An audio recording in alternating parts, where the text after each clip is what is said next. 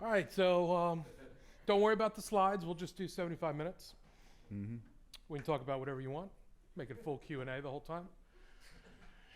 Hey. Oh, there we go. All right. Thanks, guys. So first and foremost, thank you very much for coming. Hope you guys were able to enjoy some blueberry pancakes this morning. Nice cup of coffee. You're 12 at this point in a conference. So hopefully we keep you awake with a couple things to think about. Not too much to think about. It is still relatively early. But yeah, we'll go ahead and get started.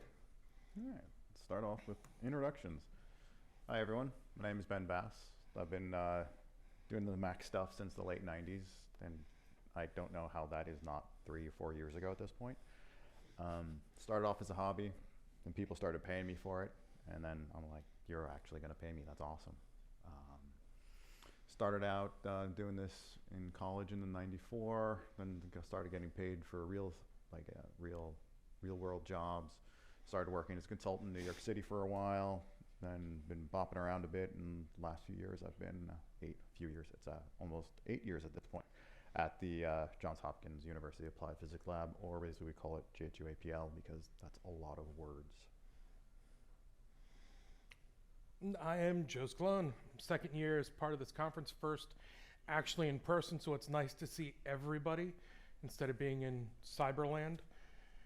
I started my path down the technology world like most of us, randomly taking things apart as a kid, not always putting it back together.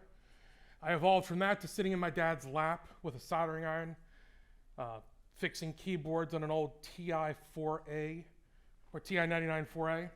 I was pretty much hooked on technology at that point. Fast forward a few years, I now work at Yubico as a senior solutions architect. I work with different customers, help them build modern, secure authentication into their environments. I know a lot of fun words.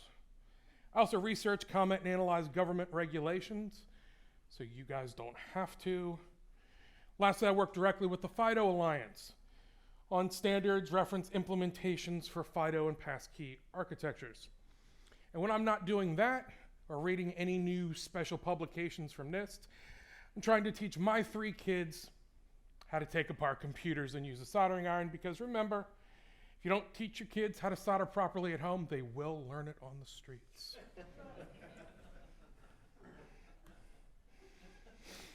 So, cybersecurity. I think most of us probably know a thing or two about this, but it is defined as the state of being protected against the criminal or unauthorized use of electronic data, or the measures taken to achieve this. NIST also defines it as the prevention of damage to, protection of, and restoration of computers, electronic communication systems, more electronic communication, services, wire communication, and electronic communication, including information contained therein to ensure availability, integrity, authentication, confidentiality, and non-repudiation. We probably can all agree on that for cybersecurity. There's a lot of other things we can add in there, but that's the basis, other than probably taking some of the fun out of everybody's job.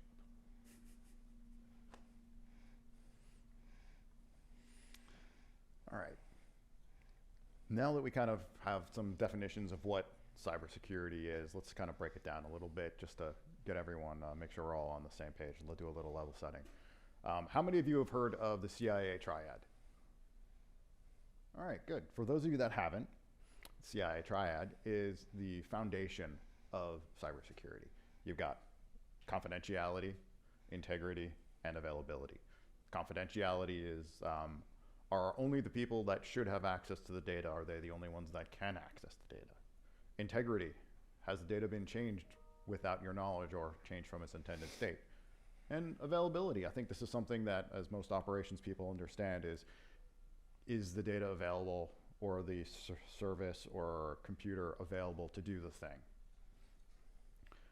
So cybersecurity flows from these 3 core tenets. You need to keep in mind what is important to you. Does the system need 5 nines of availability, yet confidentiality and integrity aren't that important? If you're doing voice over IP, are you care about a few packets dropped here and there? No, not really. It gets choppy, people say things again. but it's got to be up and running. Does the system require confidentiality above all else?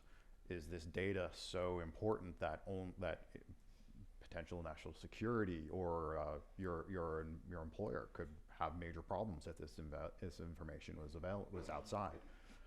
Something such as PII or other protected information. What if integrity is the most important to us, such as storing legal documents? You need to be able to answer how important each leg of the CIA triad is when you are developing your system to make sure that you actually have the appropriate controls and safeguards in place. So, how many of you were in the demystifying workshop? Okay, good, because I know we talked about controls and a few other things in there. So, this is one of the things you can help figure out what controls are actually very important to you or important to you. So to give you an idea of how important this is really getting in the world nowadays, CISA, Cybersecurity Infrastructure Security Agency, just released a joint publication with many other entities, NSA, FBI, a couple other three letters contributed that we can't really talk about, but also Canada, the UK, and Australia also contributed to it. They bring together two very powerful ideas: secure by design and secure by default. Secure by default is more geared toward the vendor friends in the room. Helps ensure that their default settings are not increasing an overall security risk. We're going to focus more on secure by design, where cybersecurity is taken into account when a system is being architected or designed. The publication is a 15-page document. I really suggest that you read it. It's a pretty quick read. There are a couple gold nuggets in there. Jen Easterly, director of CIA, even commented, "Consumer safety must be front and center in all phases of technology product lifecycle, with security designed in from the beginning." It's also a new major effort from CISA from a marketing standpoint.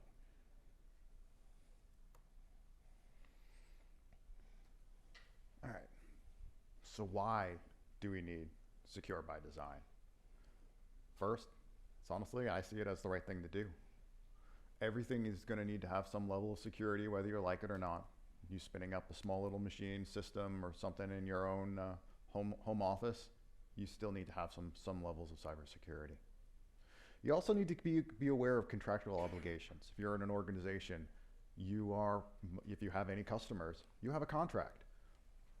What is in that contract?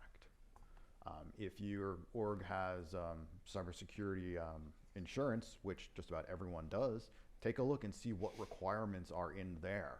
It's a great place to start. If you have absolutely no idea what your system needs to do, what protections need to be in place, start there. Some of them are going to be spelled out in great detail. Some of them are going to be very general, like there needs to be a certain level of protections, and it's up to you to decide what level, but that's a good place to start. We're going to see a bit more of these is government regulations. Some of you might not actually have customer contracts, but you could be beholden to regulations of some sort.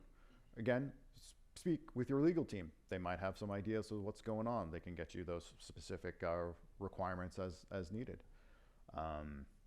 Some of those might be HIPAA, PCI DSS. If you are working in education, you could be subject to the new state ramp stuff coming out. If you're in a federal government, you could be subjected to some of the FedRAMP stuff. And not as to why cybersecurity is important, but why doing this in the design or architectural phase. This is the best time to bake in cybersecurity. If you bolt it on later, it's going to make life much more difficult. This is the best time to do it. One of the things that resonates most with me about secure by design is that this is the easiest time and the best way to integrate it into your system. I am lazy, and if I can make my life easier down the road by front loading some extra design thoughts and considerations now, I'm going to do that. So this way I don't have to make my life easier down the road, make my life more difficult down the road. Some other things. How many of you have heard of Gartner? Okay, good. Yeah, I took this one from one of the Gartner research about security by design. And they talk about certain things that you can use to help you gather some of those requirements and things to keep in mind about your own organization. In here, they talk about the top 4 here, the technical diagrams, control frameworks, logical components, and risk maps. These are the low-hanging fruit that everyone talks about, but then they've got the whole iceberg of all the other stuff that's really important that nobody thinks about. So I'm not saying you have to do all of this stuff. This is just a, hey, eye-opening, take a look in this, see how much this can help you out. So when you're looking through the technical diagrams, those are fairly straightforward. What do you have of your environment? Do you actually have network diagrams? Do you have diagrams of how your proposed system is going to look? What is your flow of authentication? Where does the data start and where does it go through? What control points throughout your architecture and your environment is it going through? What control frameworks is your organization using today? Are they using the NIST cybersecurity framework? Are they using RMF, risk management framework? What are they using today? It's a good idea to know what you're currently using to make sure that what you're going to do is going to mesh with what your organization uses today. The next interesting one that people haven't really looked at too much are the domain interrelationships and trust relationships. Let's say you've got some sort of directory service, Active Directory, a cloud directory, it doesn't really matter what, and then your organization is bought or buys another org. In traditional Active Directory, you've got domain admins in domain A, and you've got a domain level trust between A and B. You might know who your domain admins are, but do you know who their domain admins are? How many people? Do they have a nested group that accidentally puts all authenticated users in the domain admin about 8 levels down? That's never happened. So you got to be aware of all of that stuff. I talked about this a little bit, the data information flows. Where is it going? That's a great way to utilize those network diagrams. Existing architecture. What do you all have already? Make use of that. Be aware of what's going on. We talked about the regulatory needs. That will make life much easier for you. Also think about the strategic direction of your organization. Is what you're building and how you're going to be defending that or securing that in alignment with the direction your organization is going? Do you actually need that system? Is this something that you're going to be spinning up and spending a bunch of time putting together that your org is going to outgrow in 2 years? Maybe there's something else you can do in the meantime. Always keep that in mind. So, by mapping your security architecture to the needs of the business and speaking about risks, you will now be speaking the language of executives, which will make life much easier to get buy-in from those who may not understand the cybersecurity and computer architectures. This is important as they are the ones who are in control of the purse strings. You're going to have to speak the language of those that are not very deeply technical people. And a lot of those at the C levels speak the language of risk.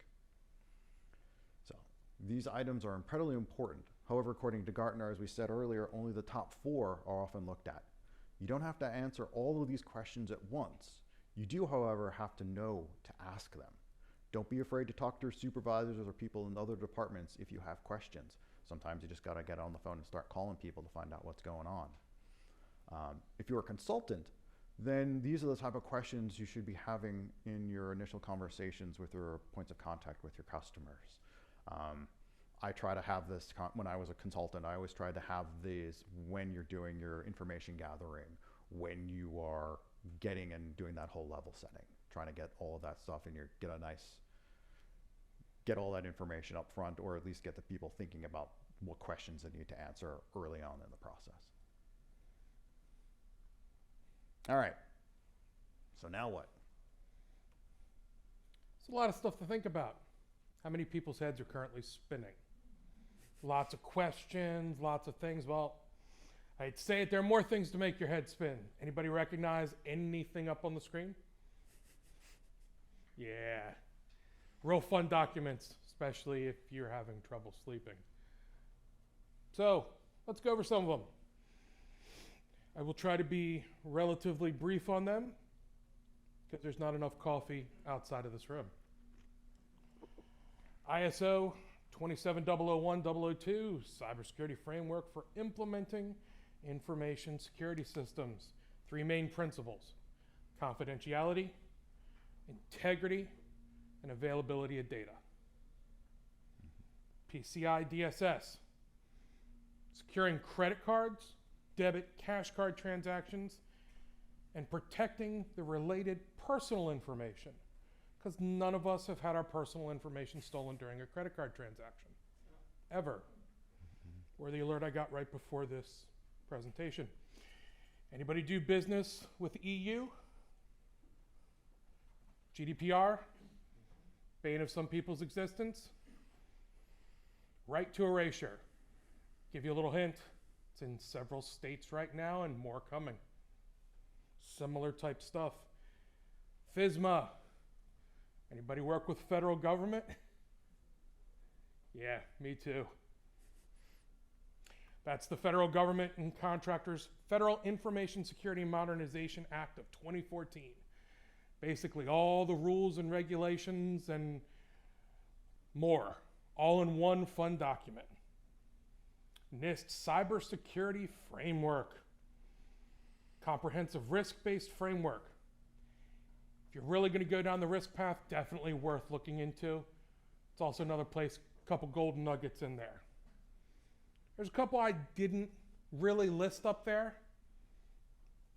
HIPAA. We've all not read the HIPAA document we signed for at every doctor's office. NERC CIP, North American Electric Reliability Corporation Critical Infrastructure Protection. It's a mouthful. SOC 2 compliance. FedRAMP compliance. SOC 2, System and Organization Controls. You see that a lot in financial space. Last but not least, Zero Trust. Nice buzzword. I know Zero Trust is not really an official framework per se. It's a philosophy that can really greatly improve your organization's cybersecurity. You might have also heard it as ZTNA, Zero Trust Network Access, especially if your organization is a big fan of Gartner. I'm a fan of the philosophy myself. I know my partner Ben here is a big fan of it as well. Just a reminder, though, there's no Zero Trust software. There's no easy button for Zero Trust. You know, if a vendor comes up to you and says, hey, install my Zero Trust software and you're done, I would walk away or maybe even run away as fast as you can. But, you know, let's dig into it a little bit more. Audience participation part. What's Zero Trust actually mean to you?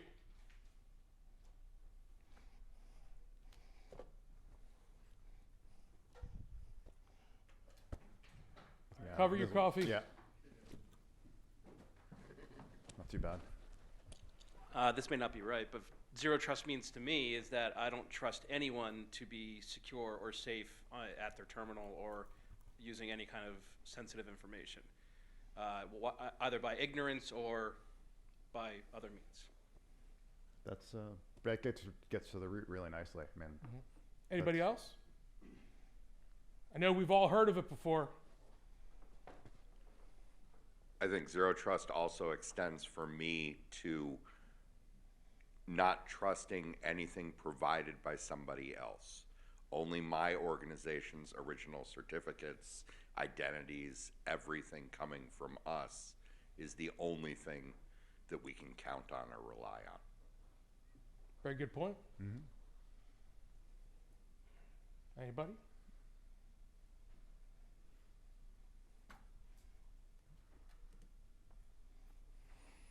What's it mean to me? Now, I'm not going to sit there and say that I'm right. When I say this, I'm going to have to cover my shirt. really, zero trust in of its core really pushes us to this more application-centric world. The really only thing that holds all of us together is identity, conveniently. It's a huge part of zero trust. If you don't have a strong identity solution in place, you're in trouble. You really wrap those security products around that identity, and identity is the perimeter. Also, the lovely phrase, defense in depth. This really gets to the core of that. So Ben, what does zero trust mean to you? What does zero trust mean to me? As I just talked about defense in depth, I think it's a more complete manifestation of that. Who actually knows what defense in depth is? At least the basic tenets of it. All right, little sidebar then. Defense in depth. You want to layer as many, you want to have as many layers of cybersecurity and protection in place in your environment as you can. You will never be able to stop everything. You will never be able to detect everything. You want to make the adversary's life as difficult as possible, because eventually they will get in if they have enough time and money. And some of us actually deal with nation-state actors, so they've got a lot of time and a lot of money. So what you will do is, this is why we layer on different layers of encryption. This is why we have multi-factor. This is why we try to have all the logging in place. We want to make it, you want to have as many places where a adversary has to make some noise that gives you a chance to potentially block them there, or potentially find them so then you can get more resources on it. That's kind of the basics of defense in depth. So one of the other things to think about with defense in depth, assume you've already been breached. Assume they're already in your network. So how do you stop them? Think, okay, they're over here in my network. How do I stop them from getting here? What do you have to put in place? Things like that. So, as we said, I think zero trust is definitely a more complete manifestation of that. It gives you a little more granularity, it gives you a different lens to look through and places to apply defense in depth. I honestly think it's the next thing in cybersecurity, at least this whole philosophy and framework of it. I mean, there are going to be many, many different implementations. There are many different places that you can implement a zero trust type of solution. And I think it's a definitely more holistic overview of cybersecurity. You got to think about the whole thing and try to apply it in many different places as often and as much as you can. So, as we said, so what is zero trust? I think it's a philosophy. It's not a software. However, I think it's a framework. Definitely not an easy or quick fix. And as I said, it's going to be a long road. Did I say it's not easy? Still Not easy. Also, unfortunately, probably not inexpensive depending on what you currently have in your network. Mm-hmm.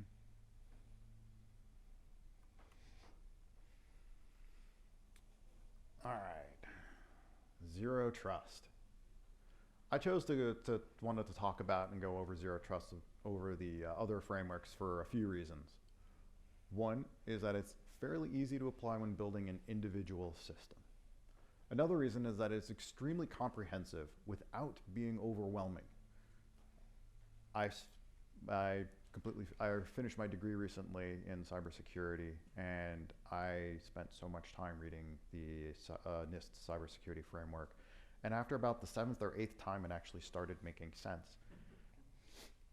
Once you understand it, it's great, but it takes a long time for you to get there to understand all of the, not quite assumptions, but the frame of mind that you have to be in to actually understand it. And that takes a long time to do. And honestly, I found that a bit overwhelming. With zero trust, you can focus on different aspects depending on what you are putting together. And by going through the process of looking at your system through the lens of zero trust, you get a fairly comprehensive idea of what types of controls and things are necessary for your system. Another item I really like about zero trust is that it isn't often talked about is that it is data focused. What does that mean? It means at the end of the day, your data is the most important thing, and that is what needs to be safeguarded. Why do we encrypt hard drives and use encryption in transit? To protect the data. Why do people have to authenticate? To make sure that the right people are accessing the data. The idea and focus on protecting data is often lost in the details of a lot of cybersecurity frameworks. You end up getting caught up in the minutia of having, how long is that screensaver timeout going to be? But not, well, why are you doing that? Yet, this is one of the central tenets and one of the things that is explicitly called out from Zero Trust. This is taken from the, this image is taken from the DoD's Zero Trust implementation. So the DoD, Department of Defense for the United States, is very focused on data. Another reason is that Zero Trust is gaining traction in the highest levels of the US government. This is from the DoD. In May of 21, President Biden released Executive Order 14028. Executive Order 1428 provides an outline on how the federal government needs to come up with plans on how to improve their overall cybersecurity. It also explicitly states that the federal government must move towards a zero trust architecture. So, U.S. government is moving towards zero trust. Many other organizations are going to probably move so as well. It's going to be written into contracts if you're doing business with zero, or if you're doing business with the federal government, or doing businesses with businesses that are doing business with the federal government, which Subcontractor. yeah, happens to indirectly include almost everybody in this room. Yeah, I find with cybersecurity, sometimes it's better to be on the leading edge, really, than playing catch up. If you start thinking about this now, really, if or when there are regulations and other obligations to implement zero trust, you're already actually ahead of the game. So let's talk about when. Conveniently enough, on Thursday, the federal government released the National Cybersecurity Strategy Implementation Plan. Convenient. So, what's in it? 65 different initiatives, 5 different pillars. We'll get into what the pillars are in a second. Within those pillars, within those initiatives, it specifically talks about which federal organizations are responsible and when it needs to be done by. They have said straight out they are going to review and republish this document every single year with updates. I know what you're thinking. They're going to actually publish it every single year. So December 31st of next year, when this gets published again, we might get some updates. But hey, what are those pillars? Oh, go back one. We're still on the other pillars. Yeah, still on the other pillars. Pillars in that document, yeah. They talk about defending critical infrastructure. I think we all can see why this might be important. Safeguarding the essential infrastructure from cyber threats and attacks. Disrupt and dismantle threat actors. They actually specifically call out working with non-government agencies to work on this. This is a fun one. Shape market forces and drive security and resilience. It emphasizes the importance of market dynamics to promote stronger security measures and resilience against cyber risks. What does that mean? They've already said straight out they want the bigger companies to take a larger role in protecting all of the United States against cybersecurity threats. And they're willing to put money behind it, not only in helping, but also fining people that don't. I believe they're going to start holding Amazon liable if you spend up an instance or something and their default settings allow a threat actor to compromise your system, because you might not have found that 8 pages in something that changed since they updated their documentation. It's not just Amazon. Any cloud provider they've talked about, if it's not secure by default, and they've determined through an investigation that that default setting is how somebody got in, you will be held liable as a corporation, not the person who's using your resource. Invest in a resilient future. Really underscores the idea of the government investing more money in long-term strategies and resources, including education in cybersecurity. So we might actually have enough colleagues to actually help us with this 12 to 15 years down the road. Forge international partnerships to pursue shared goals.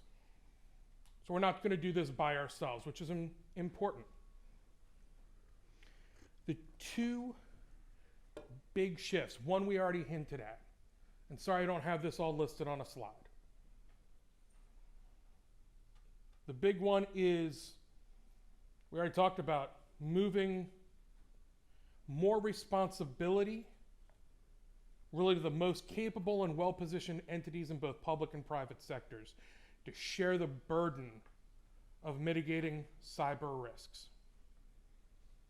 The other big one is incentivizing long-term investments in cybersecurity to ensure sustained protection and resilience. They talk about in here several different grant programs that are going to be coming out to help small businesses and federal organizations. It would not shock me if in the years coming we see that to grow to more small businesses.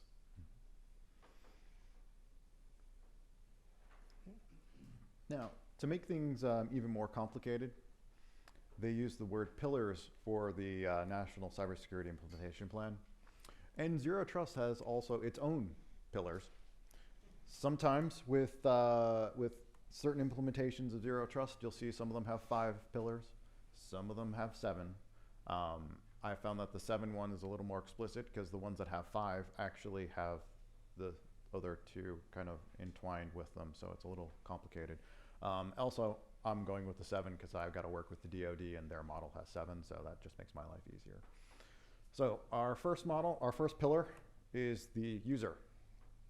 We'll go into a bunch more depth on each of these, which is going to give you a little highlight of them now. We got the user, then we got devices, such as your computers. We've got applications and workloads, things that are application software running in your systems, any cloud things along those lines. Data, got to know what your data is. It's really, really important. Network and environment, all your stuff, where are your boxes, where are your switches, where does your data travel? That's your network and that's your environment. Automation and orchestration, you got to make sure that the things happen faster than someone who can just open up a ticket and look at it and then go do the thing. And visibility and analytics. If you didn't see it, did it happen? I'm not sure. So this is actually, this is yours. So that's the lovely graphic DoD put together about all this. One of the things you see on there is .mlpf-p.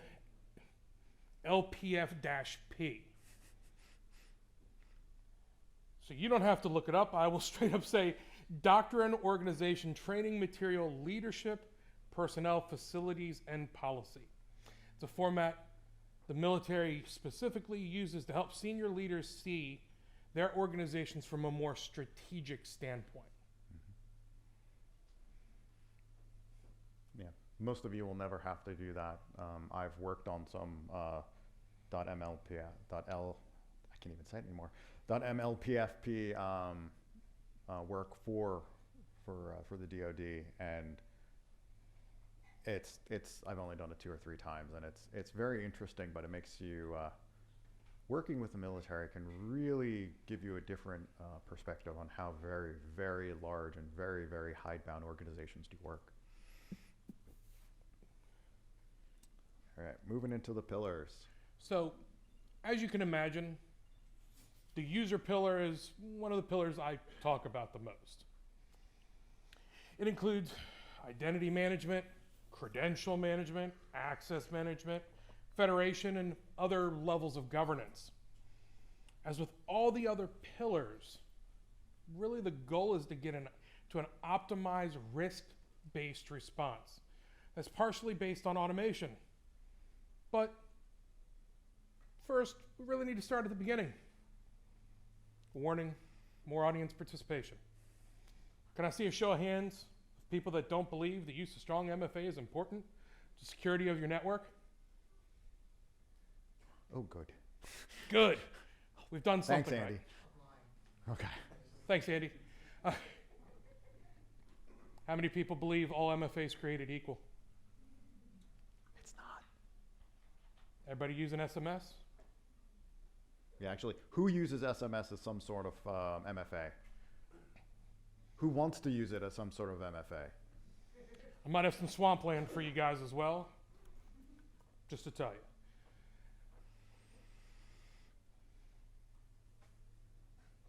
Do you actually know who the person is behind that MFA?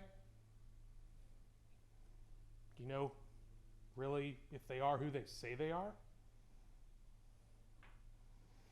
How about the device that they're using? Is it an approved device? Is it your device? That's the next one. Device is next. I know. We'll talk about it more. Okay. More rhetorical questions are good. Does the user have proper permissions? I'm going to take a guess. Probably not. They probably have too many permissions, like all of us do in our organizations as admins.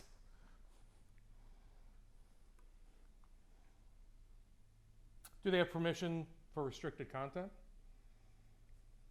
Can some of your people get into financial services that they're not supposed to? See sales data they're not supposed to? Leak it to a foreign entity that they're not supposed to? Remember to always include authentication and authorization into any project you're working on early enough in the project that you are make sure you are able to either natively integrate direct authentication into it using a modern authentication method, or integrate into an authentication federation system that your company is currently using. Really, the goal of all identity management programs should be to get to the point where you're able to balance the ease of logging in by the end user for all company assets with the risk profile your company is willing to accept, or your company's insurance provider is willing to accept, or stockholders, or contracts are all willing to accept. All while doing all that while making sure you didn't inadvertently open a few back doors for people to defeat or bypass your authentication program, or have any random admins creating their own back doors for ease of use, because none of us have ever done that either. Right? Those break glass admin accounts when everything goes south. Think of that picture where you've got, that driveway and somebody's got a really great gate over the driveway and no fence around the property. That's what happens when you have that single 8 to 10 character password for break glass.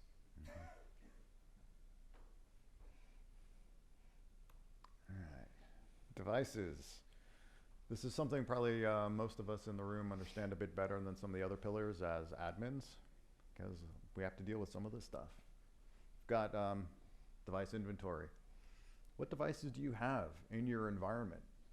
What are they? Where are they? How many are they? What operating system are they running? What operating systems should they be running? What operating systems do they say they're running? Hold on a minute. What do you define as a device? It's not just a computer. anything that's on your network. How about that HVAC controller? That's a device. You patching it? Did you know you probably could? You have a data center? What would happen if all the cooling went out in your data center? It's a great attack vector that we've seen before. Or how about not just go out? Maybe we really turn it to 11. And it slips a bearing and now it's down. And there's a 9-month lead time for you to get new AC in. Not making that one up, guys. Anybody bridge your network? Building control system, best intentions. We're going to keep it on its own private network. But somebody really didn't like using 2 computers. So, they plugged in a nice USB adapter and bridged the network. So they could still listen to music while they're monitoring the building. Just saying. IoT devices, cameras, it's all part of your network. All devices. All devices that are on your network and any devices that interact with your data. Those are... I just want to make a comment. Oh, it's right here. Isn't that convenient? Convenient. We just did a building project, and HVAC asked for 4 IP addresses at the start of the project, and then when they were implementing, they asked for 400 IP addresses. So, so there's a lot of stuff on the network. Yeah, did they tell you what they're put those on? What are using those IP addresses? No. Exactly. No. Did you put them on their own VLAN that can't talk to anything and they're all completely isolated? And then did they scream at you and say, "Why did you do that?" Yes. But Excellent. but Did you say put in a ticket if you need external access? we had to make some concessions, but we tried. Yeah. No, I'm with you. And this is Yeah. a conversation. If you've got a building, if you've got a facility where you're building out something, you're going to either have up front or have when somebody calls and says, "Hey, I can't update stuff," or Siemens can't, remote troubleshoot something, or, "Hey, why is it 120 degrees in the data center? What happened?" You're going to have that conversation at some time if you've got a facility. And that kind of goes along with this stuff. Continuing on, we've got the remote access, real-time authorization and inspection. Do you know what's going on that machine, that device at any one time? IoT devices, that's almost impossible to do. So go for the low-hanging fruit, see about your endpoints. What's going on at any one time is, I'm working on something. Has my machine been compromised? I don't know yet. If you don't have anything that's looking at stuff. You can use your EDRs or XDRs, endpoint detection and response, or extended detection and response, which often means we're doing EDR but with the cloud and big data, which just means it goes one louder because it's extra. But I also wanted to mention, and this is someone from my blue team mentioned this, is EDR is not something you buy, it's something you do, because it does the detections and response. You need a person or something to do that response. You can't just buy an EDR and say, "Great, we got it going, and we have logs going into Splunk or some other SIM." Is anyone doing anything with that? That's not EDR. And the last 2 things on this that I think most of us here are very familiar with are patching, the bane of every admin's existence, because you have to do it every week because there's always something else coming out. But it's the low-hanging fruit. You have to do it. It sucks, but you have to do it. And if you can, you want to have that unified device management. So this way you've got it all together. You don't have, you want to try to get to unified, or at least minimize how many endpoint management consoles you have. Because if you've got 5 or 6 consoles, something's going to get lost. There's going to be differences and things are going to fall through the cracks.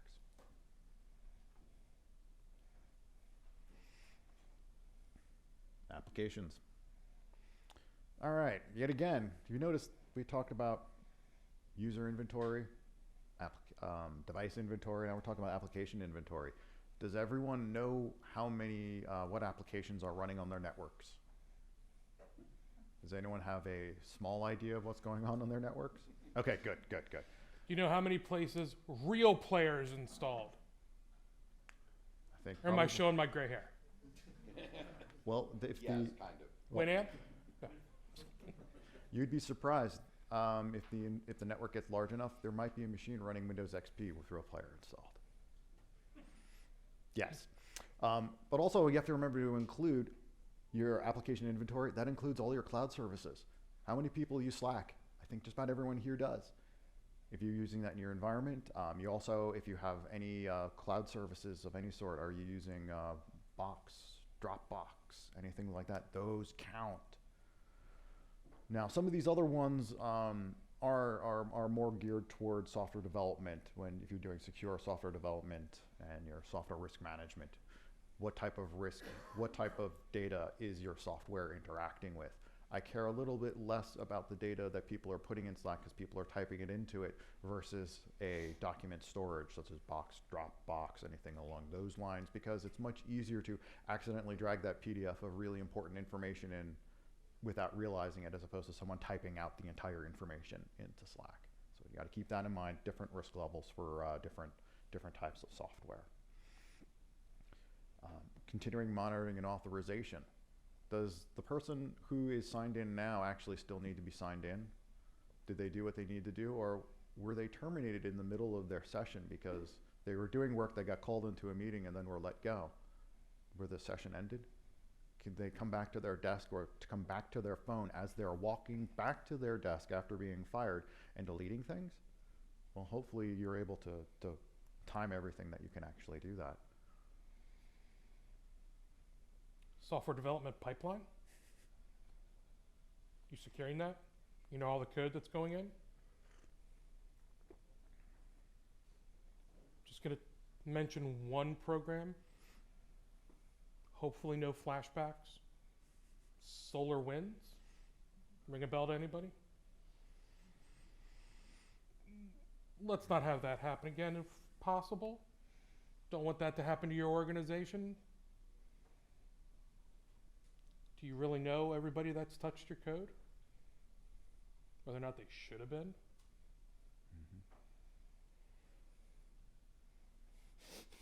Yeah. All right, data. This is really the one where people start to groan. But data is the reason why we all have a job. Without the data, we really got nothing, guys. I hate to say it. We just go to work and sit there and twiddle the thumbs. No data. If you think about it, adversaries, what do they want to do? They want to get a foothold on your network and, in a lot of cases, steal data, leverage data, lock you out of your data. So,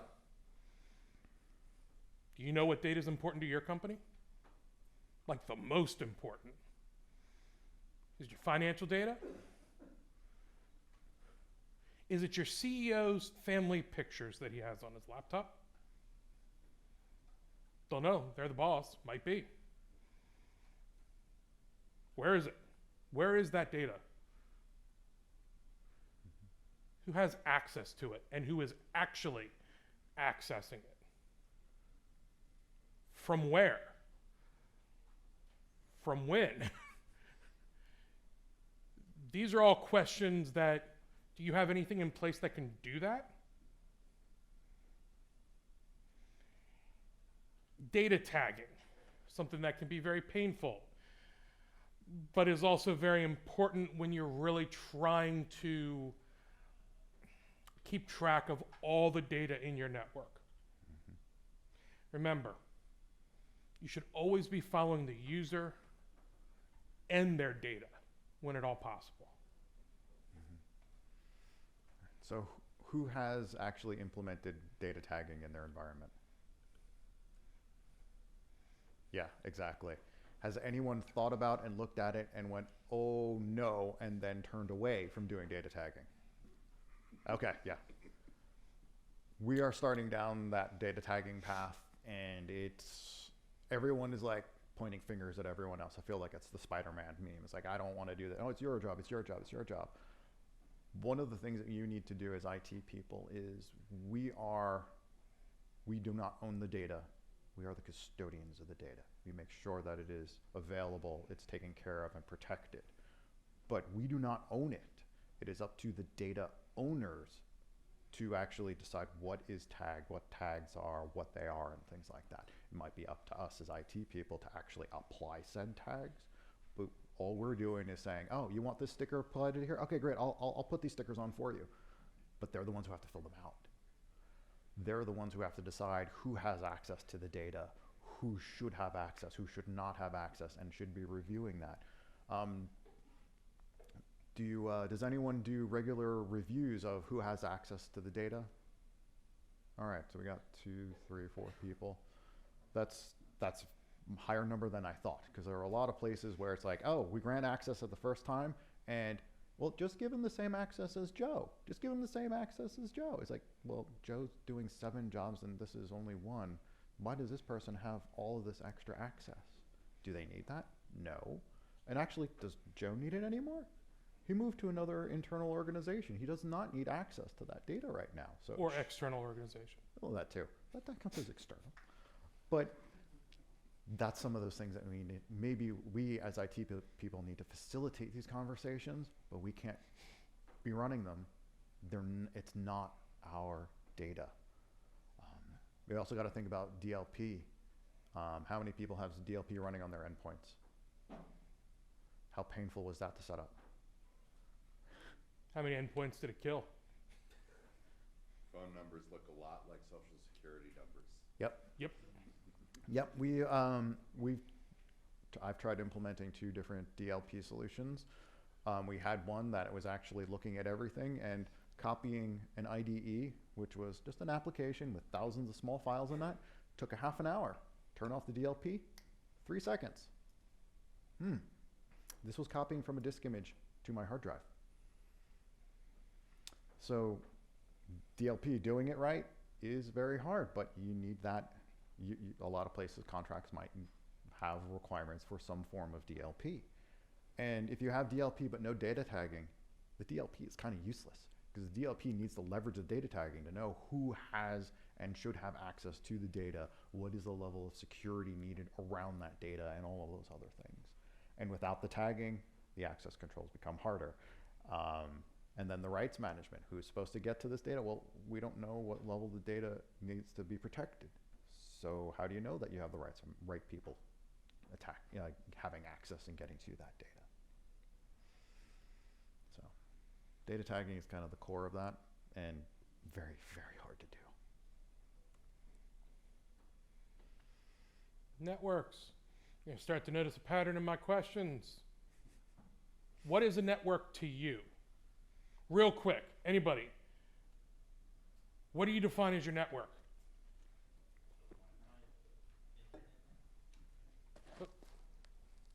Who said it? Yeah, toss them. Yeah, throw the box. No, box down. The Wi-Fi, the internet, like your LAN. That's all I got. Anybody agree, disagree? Not everybody at once? Seen some nods. Seeing a mezza. Okay. Any 2 devices that can talk to each other. And, any 2 devices talking to each other. I think that's a good one. Yeah, that's not bad. Do you know the devices? Back, that was another question. Yeah. We already did that. Yeah, I know. So according to NIST, because as we've discussed, I like to read those documents because I have trouble sleeping. The entire enterprise private network should not be an implicit trust zone. I think we are kind of getting to that. Devices on your network may or may not be owned or configured by the enterprise. BYOD devices are in play. Do you have a guest network? They're in play. Do you have somebody sitting in your parking lot that is connected to that guest network? With a Pringles can? Their device is in play. So don't trust that don't trust the devices. Even though you heard me talk about we have to trust the devices. You got to understand what they are. Remember, not all enterprise resources really are on enterprise-owned infrastructure. Your assets and workflows moving between enterprise and non-enterprising infrastructure should have a consistent security policy and posture. So you got to ask, what does compliance and your auditors define as your network? At the end of the day, if you're being audited, how they define the network is really what's going to be at play. But it should be anything, anywhere that touches anything of yours. Do you have a public-facing website you host? Anybody that's on your website technically is now part of your network. It's your data. And I hope you secured that web server. One of the other things in here is the segmentation of your network. I mean, you've got your macro segmentation, your basic VLANs, and you've got your micro segmentation, potentially segmenting things out. One organization that I heard of, everyone is just using thin clients. No one has an endpoint. Everyone is using thin clients to get into things. And one of the reasons they do that is they have the ability where if they detect that an endpoint, aka just a virtual VM, is compromised, because these are people's everyday workstations, internet access, do all the things on them. If they notice that that machine is compromised, they then pivot the entire network around them. They actually, as opposed to moving them to an isolated VLAN, they move everyone else to another VLAN, and then they drop in honeypots, a fake Active Directory, fake other servers in there, so they could see what's going on, and they've completely limited the blast radius. And the adversary who is on that endpoint doesn't know that, because none of their routing has changed. None of the IP addresses or anything. The firewall rules on that endpoint hasn't changed. They've shifted the world around them. And this allows them to isolate them, still keep them safe and secure, while still allowing everyone else to get their job done. Because honestly, how many people really rely on their IP address when they're doing their day-to-day work? Hopefully not too many. I mean, if you're doing SSHing or other lateral movements, you're probably hopefully using host names. So it doesn't really matter what the underlying IP is at this point. So that's another thing, and that actually ties in nicely with automation and orchestration. They were only able to do this through automation. An alert would pop up, you might have someone approve it and move it, or move the entire network around them, or it might just happen automatically. And that is how you can then integrate all of the telemetry and everything that's going on in your network as a way to potentially protect yourselves. One of the big buzzwords in Zero Trust is the PDP, the policy decision point. This is kind of the brains of Zero Trust. It is what decides who gets access to what and when, from where, are they who they are they doing what they're doing, what kind of makes sense. One of the things that I've run into is, jumping back to the network segmentation, is I'm an admin on my machine, I need to do some work on a server. Okay, great. I should have SSH access. Oh, wait, I can't. I don't have access to that box. I need to go and open up a ticket in my Jira or something like that, whatever you use for tracking your tickets. It then assigns that ticket to me and says, oh, Ben then needs access to the server. It goes to the PDP. Jira goes to the PDP and then says, oh, Ben from this machine starting now or during that maintenance window has access to SSH to that server. So I then go in, do the things, finish it up, close the ticket, and now I can't even ping that server anymore. All I had to do was the basic tracking of what I was doing. That really didn't disrupt my day-to-day flow, but that increased the overall security, like probably orders of magnitude. Because if my machine was compromised, it would have needed to have someone hands-on keyboard or doing something during that small window to even know that that server was there. If someone can't even ping a server or another device on your network, it doesn't there. It can't route the packets, it doesn't happen. And the best way to help do that and include that is with doing the automation and orchestration. You can also start leveraging machine learning and AI to help you make those decisions. That's hard. That's a lot of data. It's a lot of this stuff is kind of like this is where we want to go. We're not there yet. You want to start utilizing SOAR, security automation, or security orchestration, automation, and response. You can have some of your telemetry go into a centralized area, and then your SOAR can say, oh wait, this machine is going to this IP, is beaconing out to this, and then have it automatically potentially isolate that machine, or put a firewall block in to prevent that machine from beaconing out. This way, your SOC doesn't need to go and start investigating it. Well, maybe they do need to investigate that, but they don't have to go immediately hands on keyboard to prevent things from escalating. They've already got something that, hey, this has happened, we've got a mitigation in place, go take a look-see. And that will allow your internal HUD team, your internal blue team, your internal defenders to actually spend more time on focusing on what matters rather than getting alert fatigue. Then, oh, this person went to Slack. Oh, this person did this. This machine did that.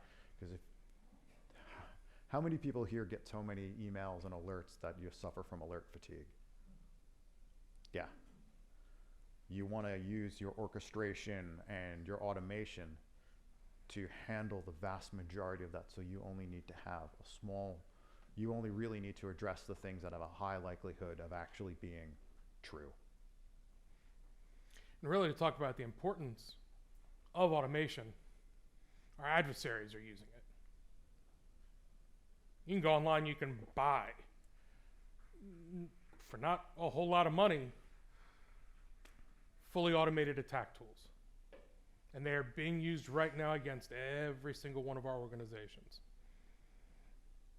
I don't care how fast you can type, nobody's going to be able to defend against that easily, unless you've got the same defenses in place. And visibility and analytics. All right, log all the traffic, log your network. You got to know where the things are going. Throw it all into a SIM. You can start running your own analytics on it. You can potentially use some of the AIML stuff that's coming along. I think Splunk has their own things, and there are other ones as well. You can have it on-prem, you can have it in the cloud. Leverage what's out there. Then you can start overlaying the security and risk analytics for your organization, or some of the pre-canned ones that are already out there that might not get you all the way there, but right now, most of the way there is better than the nothing you've got right now. How many people have an insider threat team that they're aware of? One. Okay. Thank you One again, and a half. Andy. Thank you, Andy. Yeah. They use a tool called UEBA, User and Entity Behavior Analytics. It's like, why is this person doing this thing? They've never done it before. Why is that? Is it because they are a disgruntled employee? Or, oh, they just got a promotion and are doing a new job? Okay, that makes sense. But you got to know that what the baseline is, what's going on. And the only way to do that is you have to have visibility into what they're doing. Now, let's say you're building an application that your enterprise is going to be using. You need to think about logging in general. How is the logging going to work? What's it going to be doing? Or do you need to have it eventually go into syslog? Is it going to be logging locally? You got to think about these things when you're initially trying to do that. Otherwise, you just go, we're logging basic things. Yeah, we got logging. And then there's a requirement 3 years down the road that says, all right, we need to log all authentications, any administrative stuff. And you're like, I don't know what's going on. Now you got to go retrofit that. And unfortunately, this is when you start getting to something that I call log salad. And you're just not quite sure what's going on. It's a salad, but it's all logs. And that's actually from Midjourney. So it's very interesting. But Now, can you tell me which log is important in that log salad? yeah, so How one- about in your network? Adversaries like to hide in the noise. You got to know what's normal on your network. What is everyone doing? What is your baseline? And then once you've got that baseline, then you can it becomes much easier to pick out what doesn't belong. Okay. To sum up. To sum up, thanks, Ben. Security, it's important. I think we all know this, hopefully. You really need to understand and know what requirements that your company really needs to meet. I think we've talked about it. Best time to incorporate security really is at the beginning of a project or at the beginning of initiatives. Make sure that either you have a seat at that table or somebody from your security team does if you're starting an initiative. Data is king. And zero trust, we think, is a great lens to look through when designing and architecting any type of system. And with that, questions? Got any questions, anybody? I know it was a lot to go through. Got the catch box. Incoming.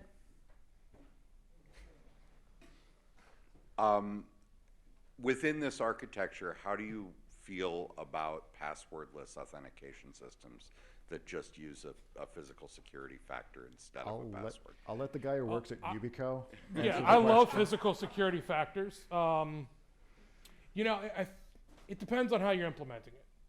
There are ways to implement passwordless authentication that really reduces all of the friction for everybody involved, including your adversaries. So it's finding that balance to include the correct amount of friction at different steps of the way. I do think we're going to get to a point where passwordless authentication really is the norm. Might not be within our careers. I obviously hope it is. But I think that's where we need to go because passwords are too weak. We, I think, all understand as a community that is the front door everybody's kicking down as an adversary. Or, writing it on a sticky note and putting it underneath a mouse pad. Or the keyboard. Yeah. I do want to mention that when we say passwordless, we're not talking about that rootless thing that happened a few years back on the Mac. Doesn't quite count as passwordless. And some very important networks are doing passwordless authentication right now. You want to hold up your card reader? No, not really. Yeah. Understood. We implement it with actually 2 physical factors. Nice. Next to a username. Makes sense. But I know a lot of companies are recommending it, just doing it with 1 physical factor, and I was wondering how you feel about that. I also know a couple as well. We should probably talk about that one afterwards when the camera's not rolling. Got some questions. It is said that data is the new oil. How do you balance security versus freedom with users? That's tough. I just want to say, when you're building the security, you want to if you make the security controls too onerous, people are going to go around them. I don't care what they are, people will find a way. I need to get this information from my laptop to here. I'm just going to take a screen cap of it and email it to myself. And it's on the phone that doesn't actually you have no idea that that's there. What you need to do is try to, as part of the user experience, you want what you implement to be the easiest thing for them, because then they're going to do that thing, which is what you have hopefully guided everything in there. And it is incredibly difficult.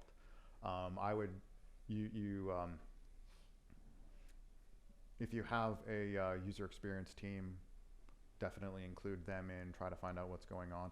And if you have some people that are the loudest people who go, I can't believe this is da da da da da, what I try to do is I try to loop them in onto our team. Because then they'll gripe everything, but in a controlled area. They're not going to start complaining to everyone else. And then if they have buy-in to whatever you implement, they're going to turn and protect it because it's their baby too. I would also say executive sponsorship and education.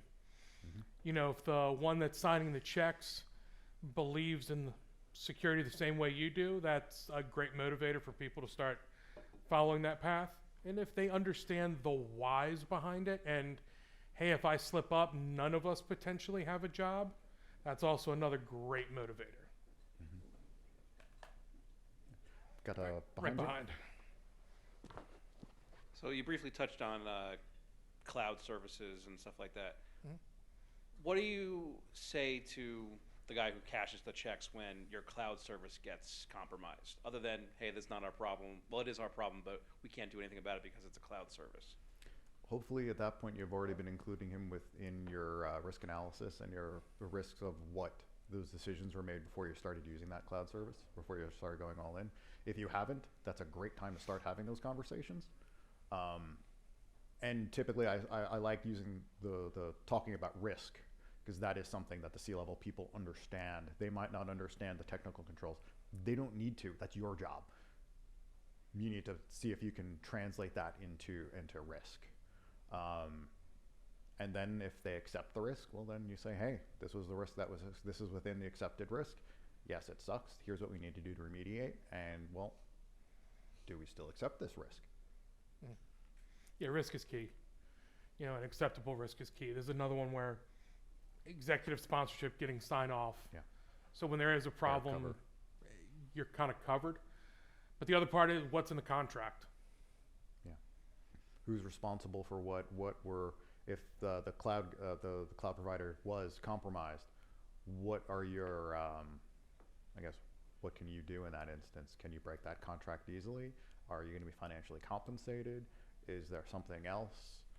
Do they cover any increases in your cyber insurance that might stem from this thing? I mean, you got to think about all of that. Or one free year of credit monitoring. Or one free lifetime of credit monitoring for OP. Another lifetime? So I was in the military for 6 years. A laptop with my entire financial profile on it was lost, and that's what they gave us. They gave us 3 years of credit monitoring, and they froze our credit. Understood. Yeah. Ouch. I've got a question up here. Nice. Great cash. A second cup of coffee. Question. I recently saw article about Google choosing to do a pilot program where they're removing internet access from certain people. Obviously, Google's able to do that. They control so much of the internet. They control so many services. I work in education. I'd actually be able to do this for a number of users who are primary targets for phishing and things. I wonder if you folks feel that that is an appropriate direction, or Google is a unique adversary for nation states. What are your thoughts? Well, having someone who works at an organization that has been and is a target of nation states, we turn off the internet at night. Okay. Oh. So there are certain systems that can get out. There are certain things. There are always poems and exceptions, but that say, oh yeah, we don't need it. Turn it off. It's a great way of limiting the attack vectors that are out there. It is not foolproof. Gotcha. So it sounds like if I have an opportunity to maybe target certain users, bringing up that conversation and ensuring they can do their jobs, and then when they want to listen to Spotify, say, get on the guest network with your phone and use your AirPods. I don't need to hear about that. Exactly, or give them a Chromebook that they can have on the that just has internet access. Oh, that's a great point. Yeah. And Just don't even need to have a separate, a small, cheap, separate device does what they need to do. Great point. Thank you. And I've heard organizations that do that. You get issued your internal work laptop with no internet access, and here's your Chromebook, iPad, some other device. If you need to do any type of internet activity, here you go. And the two never shall meet. Thank you. Any other questions in the 45 seconds we have left? All right, I want to thank each and every one of you. I've got some stickers up here you guys are welcome to. Please come on up, grab as many as you want, within reason. But thank everybody. Yeah. Thank you all very much.